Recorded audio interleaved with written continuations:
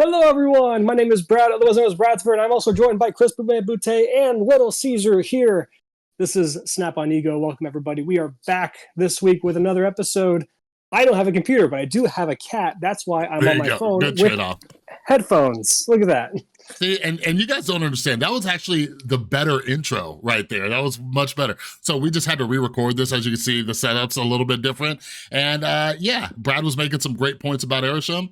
I had to have him stop so we can start re-recording again. So now we're going to talk about the brand new card once again. All right, and we're going to pretend like the previous conversation didn't happen. So I'm going to pretend to be shocked by what Brad says. He's going to do the same. So Brad, Arishem, what are your thoughts on this new card?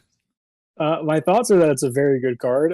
Like my prediction said last time we did the recording. My prediction last time was basically saying, hey, you're going to have games where you have Quinjet early, and the extra energy and like the cost reduction of your cards is going to be really impactful. And it's going to be a deck that you probably don't have a super high win rate with, but you're going to have a decent cube equity with. And that's pretty much what we're seeing so far, at least with my experience.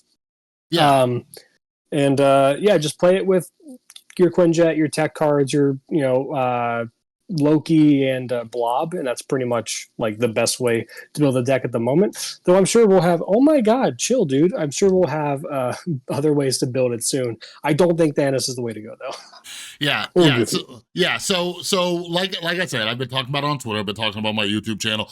I think he's a fun card. I just don't know how good he's going to be. And the thing that I find fun about Arishem is the same reason I always play multiplayer games or competitive games. It's because every single game is different, right? Like single player games, I'm kind of like playing a bit more now that I'm a bit older, but I just like variety. And with Arishem, you know, every single game is going to be different. But here's my issue, Brad. Like the extra energy is amazing, but your deck building, like I said this in my video today, like this is reminding me of the old Jeff days that we experienced for like a year. Hey, what's a good Jeff? What's a good Jeff replacement? Now, if people are like, hey, what's a good replacement in this Arishem deck for blank card? And I'm just like, literally anything. Willow did a little graphic. You have like a 35% chance to draw the card that you actually, one of the cards you put in the deck. So it's like, just put whatever in there. Just do it. It is rare that you're going to see it.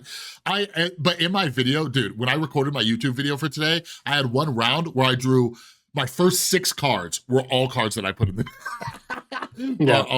so you are gonna have those. But Brad, let me ask you this. You've been in the competitive card game community for quite some time now.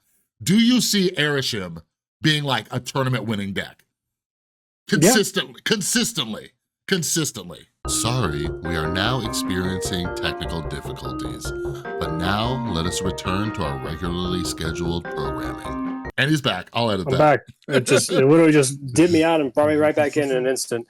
But yeah, I think because of the randomness of the where the cards get pulled, that alone makes it a very good conquest deck, which is what tournament play uses at the moment anyway. So until we get a different mode entirely, I think as far as tournament play goes, not knowing what your opponent might have is literally what's going to give you wins with Arishem. See, I would agree with you. But I have always loved card generation decks for that kind of cube equity and surprising the opponent. But if you look back, when have we ever had a non-Loki card generation deck be great, right? With Agent Coulson, Nick Fury, Agent 13, Maria Hill. When have we ever seen one of those just on top? Like, is the extra energy all we really needed for this to be a great archetype? I don't know. Yes. I kind of think you're crazy. Yes. I kind of think in time I'll be proven correct. That's all I'm saying. We'll see. Everybody write this down, because this is my prediction. Like, I just don't think we're gonna start seeing tournaments where people are like, I was just playing Arishem, just got the lucky draw. It's more than just playing Arishem, right? Like the difference between Arishem and then the decks that you were mentioning, like the ones that play, Agent 13 and Agent Coulson and these random generation decks that aren't leveraging Loki to change the hand size, is Arishem has the ability to be a deck with 11 other cards that you choose to put in there, and then the random cards are just the random cards. You have a bit more agency over the rest of the deck, where if I'm playing an Agent Coulson style deck, like a shield deck where the whole goal is to make random generation, half of my cards in that deck are random generation cards.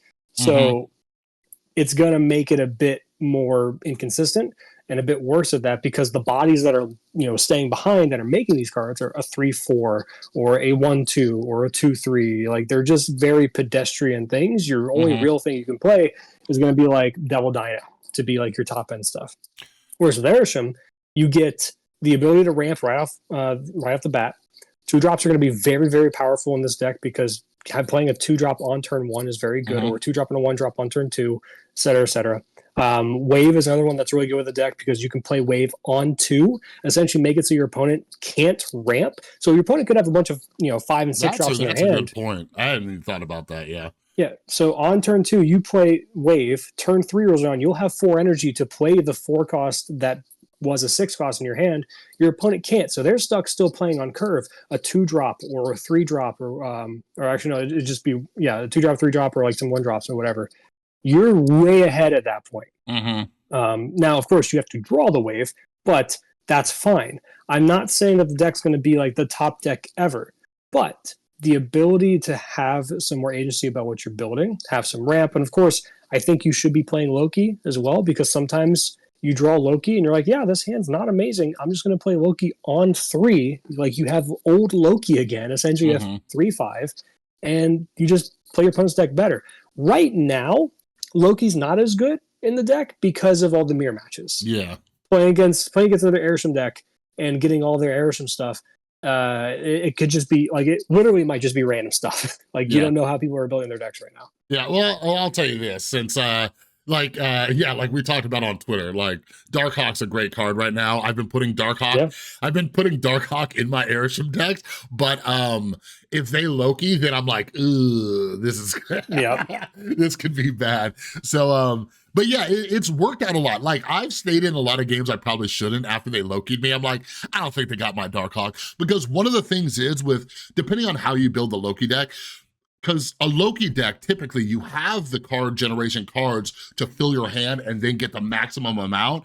Right now, some people are only Lokiing like 2 or 3 cards. So their chances of pulling your like Darkhawk are very low. Like, I've only had, like, out of the dozens of times I've ran into Lokis, I've probably played at least 100 games with Arishem now. Like, the handful of times that someone has Loki'd, like, they've maybe pull my Darkhawk like once. So I'm just like, screw it. I'll just go for it. But I don't know. We'll see. One thing I'm hoping is that even though Arishem does have the benefits that you were kind of mentioning, I do hope this kind of shows people that card generation can be powerful, right? Because even still, Nick Fury, like you were talking about the agency, right? Nick Fury draws 6 costs, right?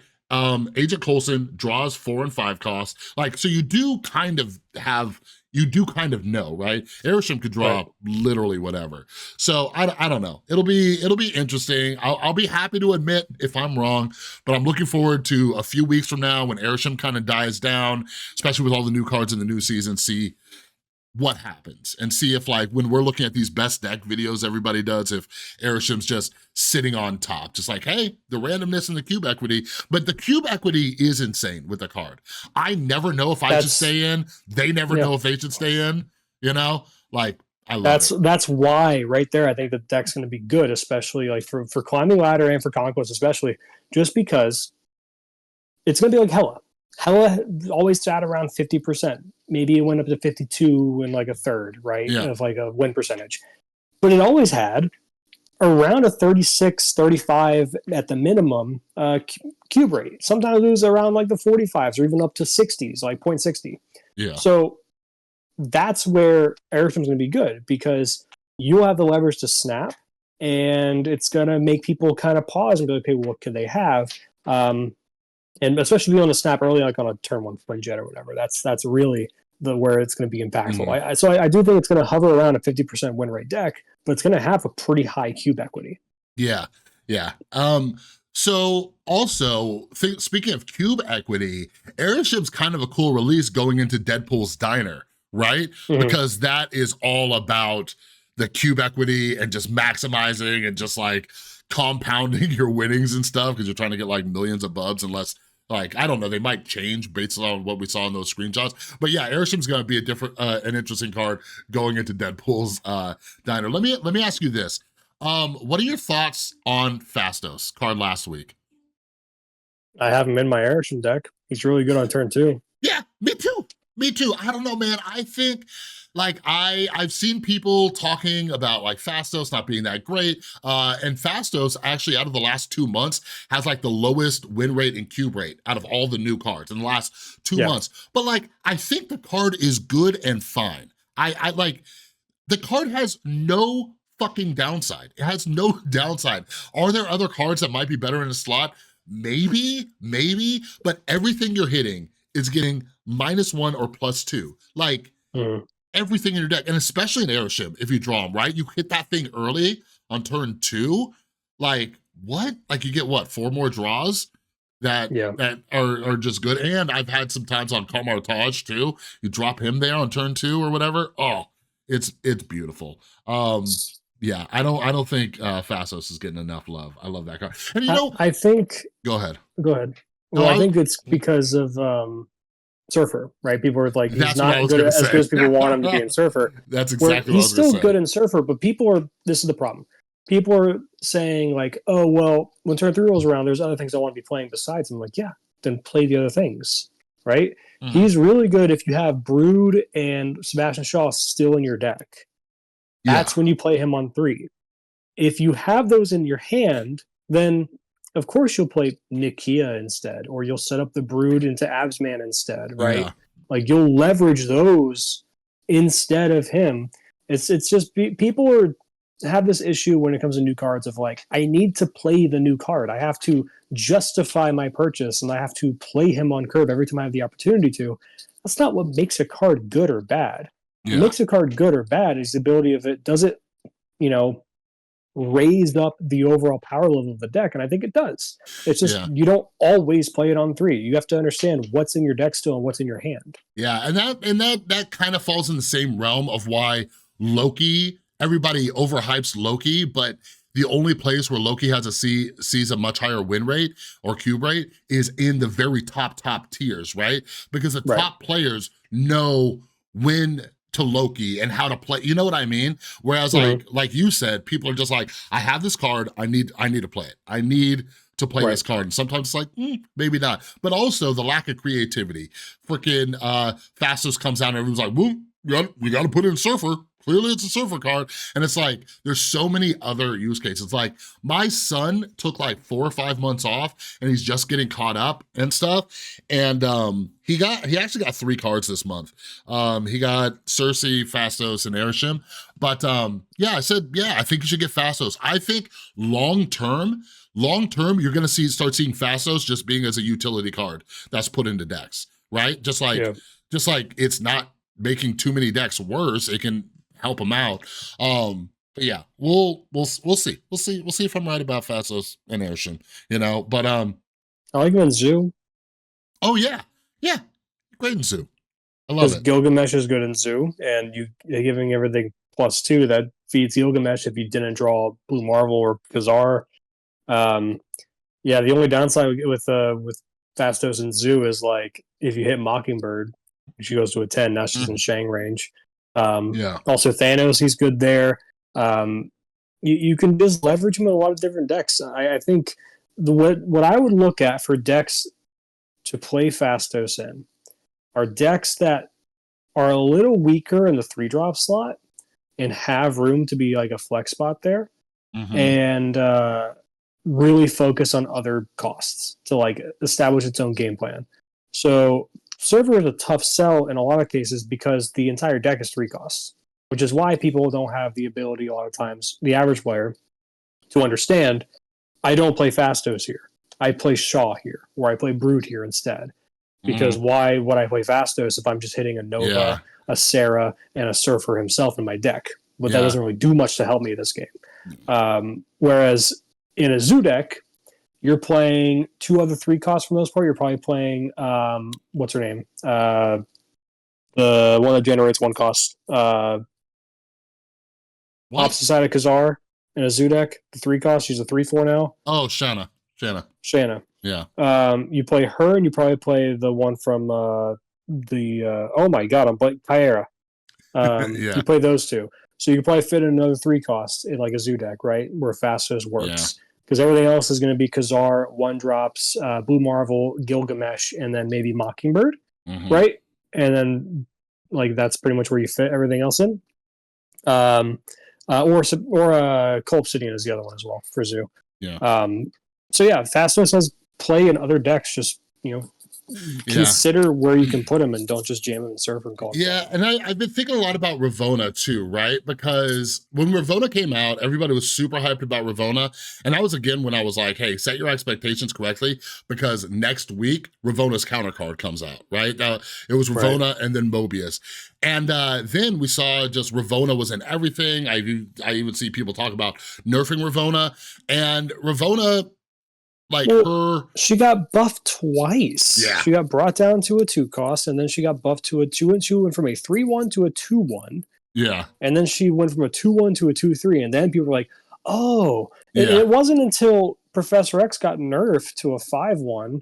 And even then, it took months. What was the first thing I said on this podcast when he got nerfed to a 5? I'm like, oh, you can play him on turn 4 with Ravonna now. Yeah. Yeah, exactly. And everyone's just like, yeah, he still sucks. That he's a dead card. And now look where we're at. He got completely reworked again. Yeah. Yeah, because like it's a good, like it takes people in the community way too long to catch on to shit. Yeah. And that's where it kind of goes into your point. There's a little lack of creativity. It's like I was playing a Ravonna X deck for like 3 seasons before the change, and it's like it was good. Like play cards. Yeah, and that I think we're gonna see a similar situation with like Fastos. And hell, if they want to buff Fastos just to give him some more, I'll take it. But I think he's a fine 3/3 as is. So yeah, it'll be fun. It'll be fun to watch. But yeah, let's jump into some of these upcoming cards. We got the new season coming. It's exciting. And here, how do I share this? Boom. There we go. I wonder if I should make this bigger. No, you guys can see it. You guys can see it just fine. Okay, so season pass card is Gwenpool 4/6. Pick a random card, and by the way, blah, blah, blah. These are data mine cards. It might change. Sometimes they do. Right. Sometimes they change these things right before. Anyways, 4/6 on reveal. Pick a random card in your hand 3 times. Give +2 power each time. So it's kind of, it has the kind of wording, the confusing wording as like the thing, right? But yeah, it's going to do this effect of +2 power in your hand 3 times randomly. It can hit the same one multiple times, or it can hit 3. Wait, is that? Yeah, 3 times total. What do you think about the season pass card? Really good. Yeah, I'm like really, really good. I'm curious. Yeah, no, I think it's gonna be good. But I'm curious. What do you think Second Dinner's thought of like what kind of deck this fits in? Do you think it's Destroy for the Deadpool season? Because like, put Deadpool, Wolverine, they benefit from her. Is that what you think? Yeah, that might be their intentions. I think this is a card that can go in so many decks. I'm not gonna lie. I really think this actually is a very good surfer card. Yeah, no, it can be. It definitely can be. Maybe discard would like this, hitting your APOC and your swarms will be very good. It's just, let me ask you this instead. What deck doesn't want this effect? I think the issue is like even bringing up the Deadpool Wolverine thing, because then I thought about it. This is a 4-cost card, right? Think about Deadpool and Wolverine. Deadpool could benefit, but you'd have to leave Deadpool in your hand and then hope that she's hitting him at least once. You know what I mean? So so I wonder if that's even gonna work. But no, I think this is good. Like that's what I was just talking about with Fastos. Power, additional power is good. Cost reduction's good. She gives you additional power. But here's something I just thought about. Brad. Do you think Gwenpool will make Zabu playable? Yeah, I thought about that for a moment. Like it's wondering why Zabu doesn't see play at the moment right now, because in a Zabu-centric deck that plays like, 4 costs. Yeah. Just being able to play Zabu on 2, go 4 cost into 4 cost, which is essentially what you did before, minus the ability to go double 4s on 6, is still fairly good. Maybe this is what brings that to the fold to actually make Zabu a playable card again. Yeah. Though I do think they just need to go back to the drawing board with Zabu and just do something else. Yeah, Zabu, I think, was really a psychological nerf because one of the most powerful things about Zabu was being able to play 2 4 costs on turn 6, right? You could still do that. You can literally still do that. It's just you have to play Zabu on turn 5 along with something else. And I don't think people have revisited him enough. Like, think about Zabu in a Athena deck, right? So I could play Zabu with another 2 cost or a Zabu with a 3 cost. Now I have 2 4s. That's gonna buff my Athena. You know what I mean? Like, I could still do some Shang-Chi Enchantress shenanigans. Like, I don't think Zabu's terrible, but have you played against Zabu recently or played with? He has some weird bug right now that is just the worst thing ever. What's the bug? He does his effect like 15, 20 times. I saw the post of him getting pulled out by a Jubilee in a Isle of Silence, and he went off infinitely. That might have been my video. I posted a video clip on Twitter, and that sounds very familiar. But yeah, he just goes, it like locks up the game. But so hopefully if Zabu is good with Gwenpool, they do something about it. But yeah, I do think they should go back to the drawing board with Zabu, but they kind of like said that when they nerfed him, right? They were like, right, hey, they said they're going to revisit him at some point, but it's taken a while to revisit him. Yeah, it's been a bit. I think I'll definitely try Zabu with Gwenpool because you want to play her out kind of early. I think it'll be hit or miss, right? Because later turns you have more cards in your hand. But if you can play her out early and you have a good hand, screw it, Zabu it up, put her out there. But yeah, she'll be a fun card. I haven't heard much hype around her, but I think she'll be cool. I think they've been doing pretty decent with season pass cards. My son he's been, even though he's just getting back into Marvel Snap, he's not been spending money. Like he's been back the last 2 seasons. But since he got these new cards and we were looking at decks, I went ahead and just bought him the season pass for Gilgamesh, and he's been loving it. Loving it. Like, Gilgamesh is a good card. He was just being royally screwed by Professor X, I think. So now that Professor X is nerfed for good. So yeah, what else do we got? Well, that's the Arishem one. This season's kind of lined up weird. All right, so first release of the season next week is Hydra Bob. So Hydra Bob, his ability changed in this latest data mine. Originally, he was, what was he?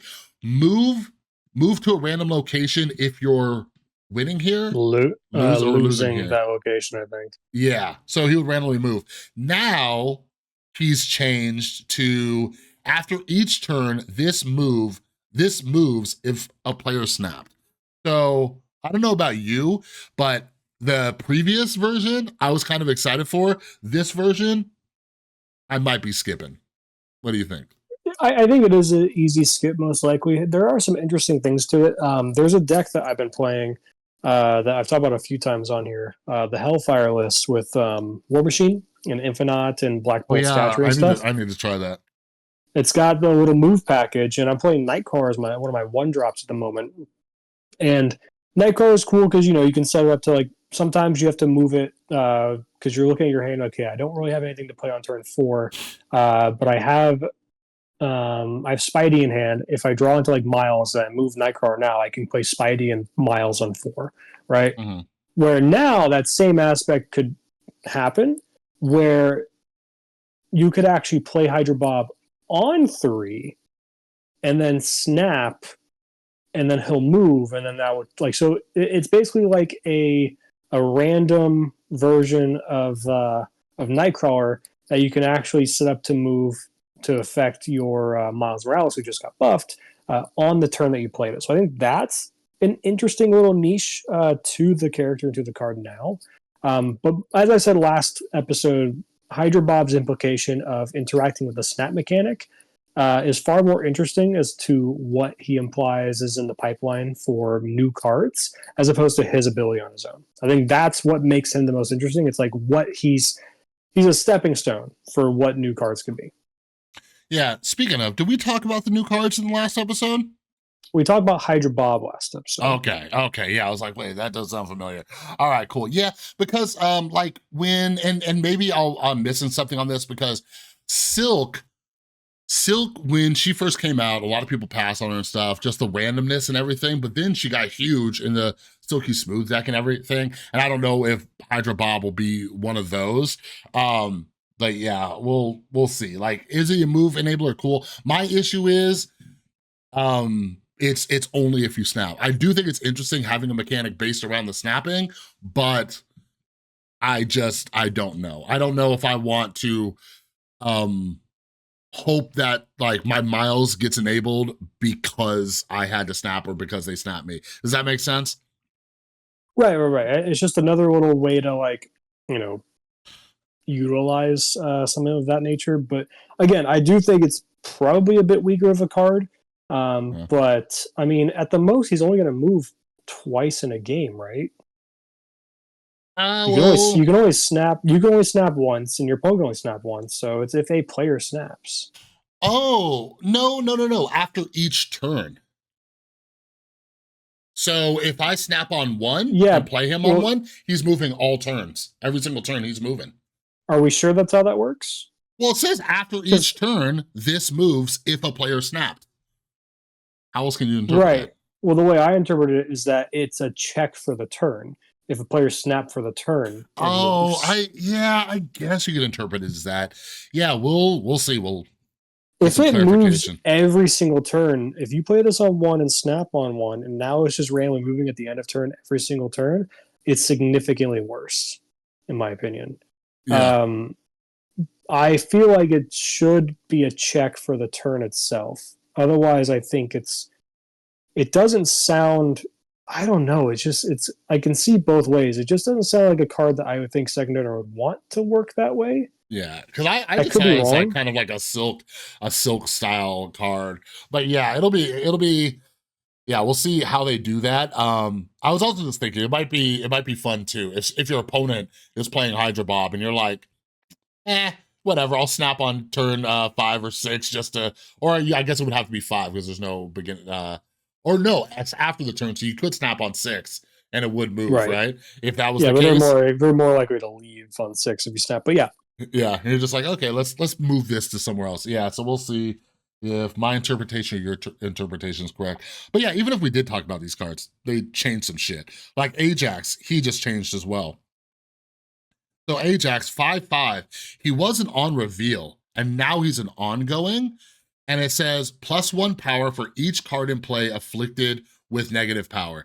And I think the original text said each of your opponent's cards afflicted. So now he gets buffed. Yours. Yeah, if it's, so he checks both sides of the board. Yeah, again, this, I don't know. This data mine, I'm still not sure. I saw when they changed the data mine, someone's like, yeah, you just put hazmat in your deck. I'm like, that is the dumbest thing I've ever heard, right? What am I gonna do? I'm gonna put a bunch of cards down, I'm gonna flick my things just so Ajax can get buffed, and it's an ongoing. If it was on reveal, sure. Absolutely. But it's ongoing. So I can't even play Luke Cage to counteract what I just did. Does that make sense? Like if you could like hazmat on 4, Ajax on 5, then Luke Cage with something on 6, fine. Let's have some fun. But that, I'm like, I don't know. What do you think about this new text? Yeah, that's a little weird. The ongoing does make it interesting. I do wonder. So if you... That's been having some technical difficulties, but he is back. Hit it up, Brad. I filled in the dead air. Don't worry. I was saying, if you hit a card that is afflicted, right? Or you click on a card that's been afflicted, right? And you play Luke Cage, doesn't it in the stats of the card show the minus whatever affliction, but then in the game it's not being afflicted because of Luke Cage? Okay. If that works, no, that's a good point. If that works, yeah, maybe I'll be hyped up on technically Ajax. it's still it's still been afflicted. Luke Cage doesn't stop the affliction from happening. It just stops the affliction from doing anything. But hold on, shoot. How do I even find that? How does Abomination read for high Evo? You know what I mean? Because he gets countered if you drop cost 1 less for each enemy card in play that's afflicted with negative power.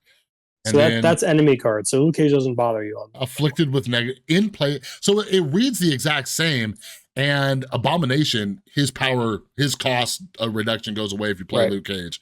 So I mean, you can play. I mean, we might be just thinking too much about the hazmat stuff.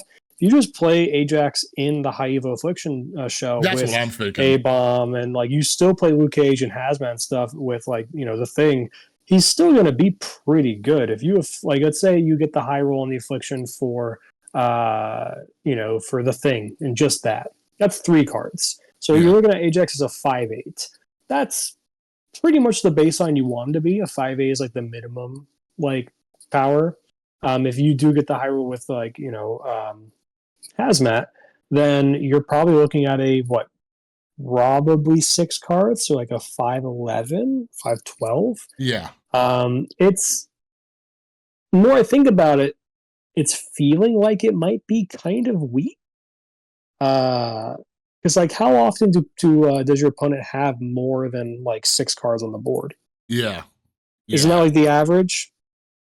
Yeah, probably. Yeah. Because like usually people curve, right? So you might have like around 8 cards. Maybe that's the average. Well, but if you curve out a 1, a 2, a 3, 4, 5, and a 6, that's 6 exactly. Yeah.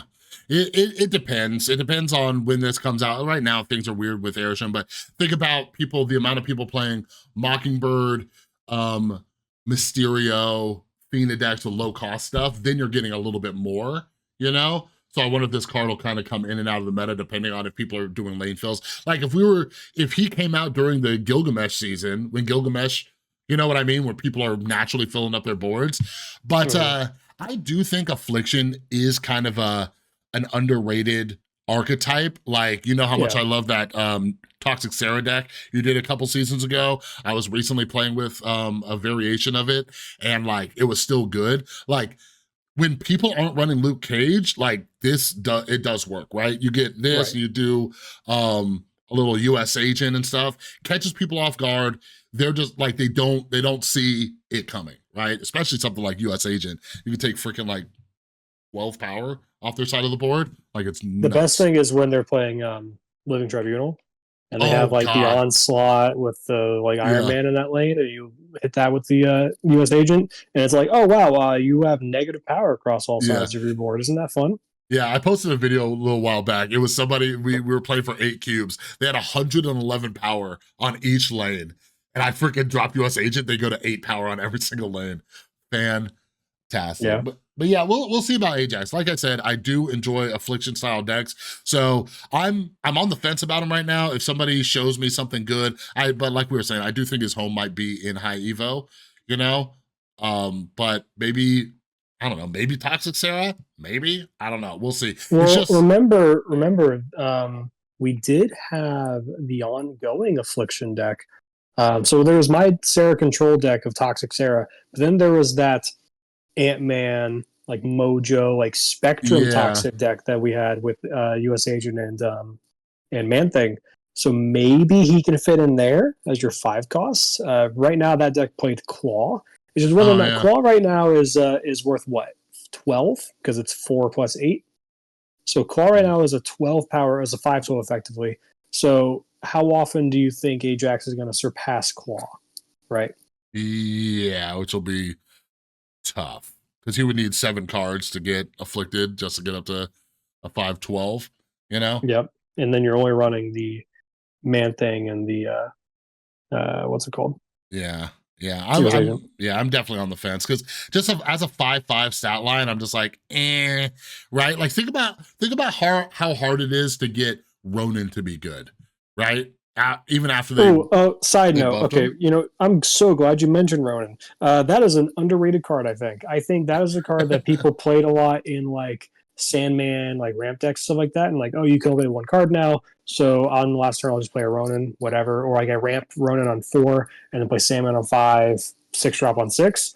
I think Ronin is just a card that people just stop playing with. I think Ronin is still on average going to be, in a lot of cases, a pretty good card that you can play in a lot of different decks. And maybe the Ronin deck that's built around him isn't very good. Yeah. Because you know, like Master Mold, stuff like that are pretty weak.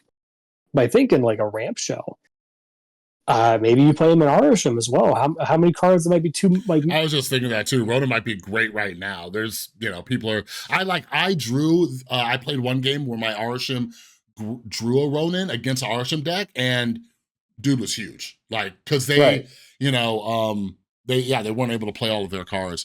So yeah, but no, there was like a week, maybe 2 weeks where there was this Ronin deck sitting like in one of the top 2 or 3 decks. Like it was pretty good. I've been playing this one deck. I keep forgetting who made it. I can't remember off the top of my head. I have it in my deck editor, but they made one, and it's just, it's an annoying mess of nonsense. It uses Grandmaster too.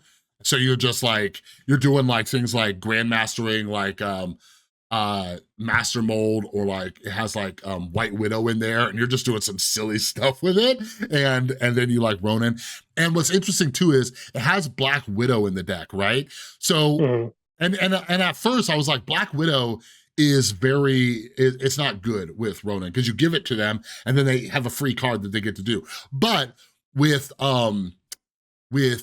Grandmaster in there, you can Ronin on 5 and then Black Widow twice, add 2 cards. Like, if you didn't draw like your Maximus or whatever. I need to make a video on it, but yeah, I had a lot of fun with it. It wasn't super consistent, but when you had good games, they were fun games. I did play against someone that tried to Grandmaster their blob today. That was funny. Wait, does that not work? They can't move. It says ongoing. This card can't be moved. Oh, that's fun. That's great. The next card is Copycat. Yeah, there's another one where I'm not sure about. This is, I don't know, this might be good. The more I look at it, it's better than I thought, but I still don't know, because I've been being very conservative with my resources lately, especially because it just took me another 3 fucking keys to get Arishem, but whatever. So Copycat, when you draw this, steal the text from the bottom card of your opponent's deck. So yeah, like, I think it's better as like an information getter, right? Because the text might be nothing great. What do you think? It is when you draw it, so it is technically a free card if you think about it that way. Yeah, I think it's certainly a card that's going to be decent. It's a 3/5, which is essentially the vanilla stat line now. Yeah. So it's on rate. That's good. It's just sometimes it's just okay. How much do we value the info? By turn, well, it's not a matter of by turn 3, because it's not playing it and you get the info. It's when you draw it. So if you draw it in your opening hand, you'll know off rip what deck your opponent's playing. Yeah. But then also if you draw it late, it might not do anything. But the later you draw it, maybe the more likely you are to, especially like in a mill deck, you're more likely to get like a big card effect or whatever, like a Red Hulk or something. I don't know. It's a tough one. I think it's gonna be fine, but I don't feel any particular way about it. So like the good thing, there has a couple things, right? Like you get information, but also you know what card they're not gonna draw, right? That's true. It's at the bottom of their deck. If it's Living Tribunal or like Shang-Chi, like really impactful, that could be really good snap equity right there. Yeah. Just be like, that's a really good thing, because unless there is a universal, like, you know, Red Hulk type of animation that like lets your opponent know that you hit something with a copycat. They don't know that you know, then, you know? Right. So they don't know why you're snapping. And then you could just never play the copycat, and then you never give them that info that you know something. Especially if it's a card like a Shang-Chi or a Living Tribunal or a Hela or whatever the case may be. that's really impactful for their deck. Yeah, there's definitely a possibility that she falls in line with like what I'm saying about Fastos, where she's just a good utility card. But seeing that stat line, all I can think about is the other 3/5 that recently released is Nocturne, right? And I'm like, would I rather have Copycat in a deck than Nocturne, right? Why not both? Yeah, no, you definitely could. You typically run 2 or 3 3-drops in a normal deck, right? Yeah, because that's called the bell curve, Chris. You want your bell curve to be nice and thick in the middle. Yeah. So yeah, maybe. Yeah. So yeah, she might be a get. Looking at these other cards, like I need to get something this month. But So, I mean, you don't need to. You can just not get any of the cards and be like, hey, look at this Arishem deck I'm still playing. So I could be like those whiny free-to-play players that can't get anything? No, I'm better than them, Brad. I'm better than all. Oh, so now you can just be a whiny whale instead. Look at that. Yep. Well, then we have the last card of the month that doesn't show up on here, which is Cassandra Nova. So some of you are wondering, hey, Chris, why aren't they on like the regular schedule along with these other ones? Because there's a lot of things up in the air right now. I don't know, Brad, unless I missed something and you saw something. So right now, Cassandra Nova is going to be a reward from Deadpool's Diner, all right? Correct. So that's why we don't see it in the weeks for the data mine. But somewhere, I forgot where, I think it was in Team Answers or something, but they said Cassandra Nova you will be able to acquire her outside of the Deadpool's Diner. But I don't know if they answered whether or not she's gonna be in the spotlights, you know? So like, is she just going to be a token? So yeah, do you know? Did they answer that? I don't recall where you get her besides the diner, but I'm sure it's. I mean, if it's a spotlight, then that's whatever, I guess. I don't know. Yeah. Who cares? If they say you're getting it outside of it as well, then cool. I'm cool with wherever that is. Yeah, because you know what? Next month, or was this the one that you get in the Deadpool's Diner? That's the one you get in the Deadpool's Diner, I'm pretty sure. Yeah, because if you see all of the next month, all of the variants are Pandart. It should say promo. She's Pandart too. Yeah. So and that's July 30th. What date is this? So that says this week, which is don't weird. You need? Oh no! Here we go. Here we go. It's right here. But yeah, it's because she opened like the second Deadpool's Diner opened. She's technically available. Yeah. But don't you need like 3?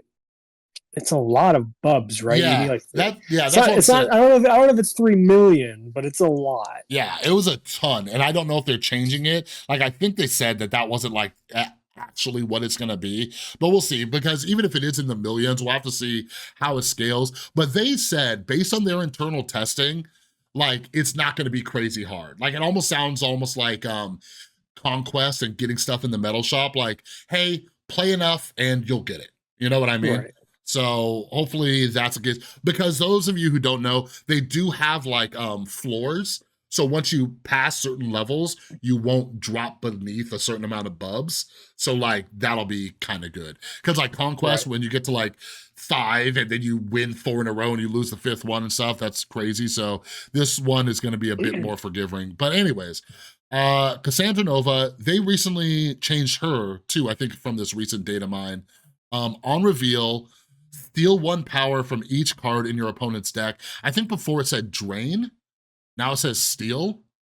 Yeah, it was maybe. I don't know. I can't remember. By the way, the implication is, we talked about this before when we first saw it, the implication is that it's like a Scorpion effect for their deck, and she takes all of it. Yeah. That is the implication of how it's going to work, which makes her probably a pretty good card. Let's say you play her on 3. How many cards are left in the deck on turn 3? Assuming no card draw or anything like that. God, can you imagine if Arishem's still popular? Yeah, that's crazy. She's crazy against Arishem, so she might. Ooh, wait, isn't she just a staple in Darkhawk then?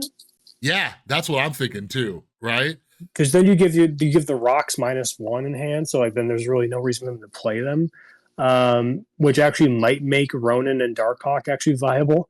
So that's interesting. Yeah, so Cassandra, like on average, she's going to be a 3/7. There's 6 cards left in deck on turn 6, on turn Yeah, 3. I think so, right? You start out with 4, so there's 8 cards, 5, that makes it 7. You have 6, that makes it 6. Yeah. So 6 cards, so she'll be a 3/7 on average. But Which is yeah, pretty solid. yeah. If you're well, yeah. So, but if we Well, do, if we you talk, keep timeout. Timeout. It's not. It's also, remember, she's not actually just a 3/7 on average. She's actually a 3/14 on average because she's taking. oh yeah, taking and adding to herself. Yeah. So yeah, if you play her on 3, but in the Darkhawk shell, you'd only be really getting the benefit of Korg unless you played her on 4, right? If you were Sure, able to Korg which you the can last you can slide. do that. Yeah, Yeah, I you could guess. also just Korg and then Grandmaster on 2. Oh yeah. I You think can just, Grandmaster's a stable in Darkhawk now, and you can also Grandmaster her. oh Eh? God, yeah. You can also play her on 3 and Absorber Man on Yeah. 4. Oh yeah. Eh? She's the I think the best card of the month right here. Like she's gonna be nutty. I'm I think excited she'll for be it. fun. I think she'll be really cool. Yeah. So yeah, that is Deadpool. That's the Deadpool season, right? Yep. That's her. And then I guess real quick, did you see we were getting another Spidey season? I did, and we actually have some effects this time around. It was the last patch that we got the Yeah. cards like Madam Web and stuff like that, like there, but no effects. Now we actually have effects for them. So if you want to go Yeah. through those, we can. No, we don't have enough time. So what we'll do So we're gonna is save it for the next time. no, Little I do tease. just want to talk about the effect real quick. That's it. We're not going to talk about this card. Get Oh, get activate. get I got you. Aranya or Aranya. I don't even know. How you say it. Get her out of your face. It's an inya, so it's a ny sound. So Yeah. Aranya. Okay. So it says activate. So activate. Somebody did data mine like a video of this too. So activate. If I'm understanding correctly, it's like an on reveal that you get to choose. Right. Right. Yeah. So that is pretty sweet. That means that we're getting a couple new effects, right? They said that they were introducing like 1 new mechanic. This is like 2, because the drain or the steal effect from Cassandra Nova, Yeah. that's something brand new. Then activate. I guess we'll talk about her, but we'll go more in depth on her on later. But like this one says, activate, give the last card you played +2 power and move it to the right. So yeah, you could play her on 2, and then you can wait until 5. Or let's say you play her on 2, I play Spider-Man 2099 on 5, on 6, boom. I hit her, she moves 2099. You know what I mean? So like that seems pretty cool. People keep saying after this got leaked, people are like, oh, move archetype, move. I don't know. I don't know about move. It will be fun making Spidey decks, just as somebody, as you can see, massive Spider-Man fan. I'm so glad we're getting another Spidey season. So glad, right? Game 2. So yeah, activate will be interesting. But that video that got data mined, here's what's interesting. Did you see that video? Did you see the video? I did. That shows the activate in action. But did you see what card it was on? It looked like, was it Nightcore or something? Nico. It was Nico. On, that's right. Could you imagine if they like, oh, let's just make Nico an activate, and you got to choose which spell like she uses, like you could save it, you can hold it. That'd be crazy. Yeah, I hope that was just an example of them testing out the engine and they just picked Nico as a placeholding card. Yeah, because she's already pretty good, and that would make her insanely good. She's very good, and then she'd immediately get nerfed. Or what if it was still random, right? And then you play her, and then that's the spell that's stuck on her. And the rework is now you can activate whenever you want. That's the spell that happens. So if you play her on 1, and the random spell that you got was the demon one, well, now you can go ahead and play your next card on 2 that you said, oh, I don't want this to turn into a demon, because that sometimes happens, and then unless you hit the activate. If that's the case, that is a buff, and she is significantly better. Do not mistake that.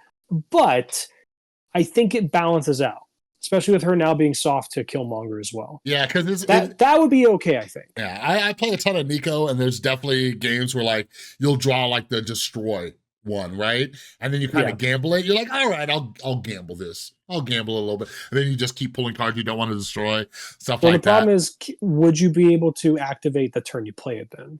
That's my only reservation. Yeah. Can I play her down, set her up, and then can I click on her before the turn ends to say, I want this to activate now. So it then affects the next card. Because if it doesn't, then it makes her a bit worse, which I guess balances out. But I don't know.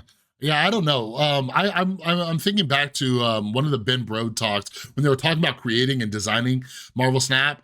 They said they weren't doing, they like made a decision not to make any cards clickable, right? To like target other cards and stuff. But I can't remember if he said that was like a coding limitation or like a design decision, right? But either way, like they're adding it in. But yeah, there was a talk like last year they gave her. I think it was a design choice. They wanted it to be simple and easy to pick up kind of thing. Yeah, and now they're like, fuck it. But then last thing before we go, those of you who missed the other thing, I don't see, never mind, where'd it go? It's not here. We're also getting a Symbiote season. Boom. Venom movie's coming out. We're gonna get a Symbiote season. They had like Scream. Oh wait, hold on. Oh yeah, Symbiote Spider-Man. Oh. But yeah, they had like Scream, Toxin, Agent Venom's coming. Yeah. Like, it's gonna be sick. It is a little weird that we have a Symbiote Spider-Man card, but then we have the Symbiote variant for Spidey. Yeah, especially, isn't that the one that you use? Right now I've been using the Midnight Suns one because thankfully, because I have two really good splits on Spidey. I have a purple crackle with gold and a red crackle with foil or whatever. And the purple crackle with gold is amazing on the Midnight Sun Spider-Man.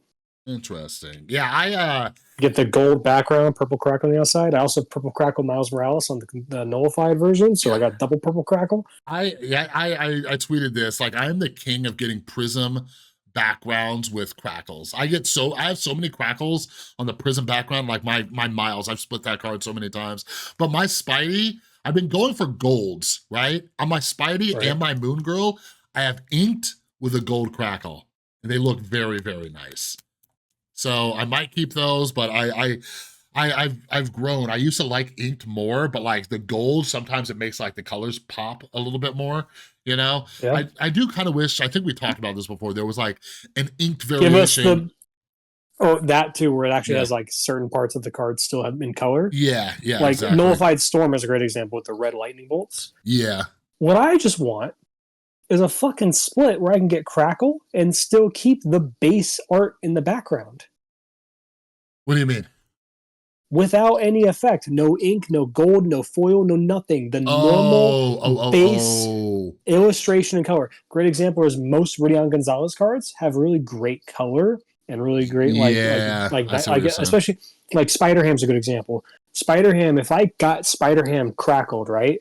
I would love to use it with the normal Rion Gonzalez, like the picnic, like blue sky, and like the color of all the like the grass and the river in the background, and like his red suit. It all looks really great. But when it's foiled in the background, I'm like, it doesn't look as good. Or Rion Gonzalez's Miss Marvel looks horrible with gold in the background. It looks like she's in a piss city.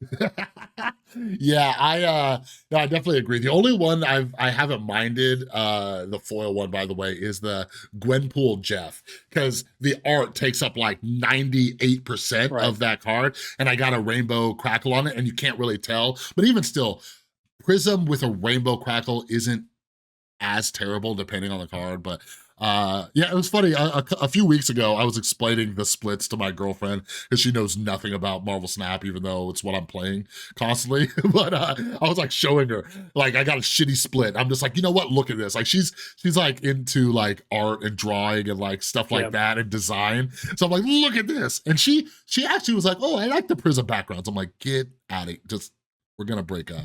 But some people like them. When I see people want more variety with them. When I see people post the Prism, like they have a whole deck with Prisms, I'm just like, you make me want to throw up just all over the place. But that's me being judgy. But yeah, great episode. I think we were able to bounce back from having to start the re-record, and came out all right, even though you had a couple disconnects. But you know, we're fucking professionals here. We make stuff work, Brad. That's what we do. You know what? Don't even edit it. Just throw the whole thing out. Just if KM Best can have moments in his videos where he like makes a flub, pauses, and then just restarts without an edit in sight, I think we can do that too. It's fine. My favorite thing, you know? So yeah, maybe I'll do that. I'm not gonna edit out your little disconnects and stuff like that. But yeah, that's all we got. You're not doing anything because your computer's broken, so. Yep. So if you guys want to send me some money for a computer, there you go. That'd be wonderful. Beautiful. But yeah, that's all we got. You want to say bye, Brad? Bye, Brad. All right, thanks everybody. We'll see you in the next one.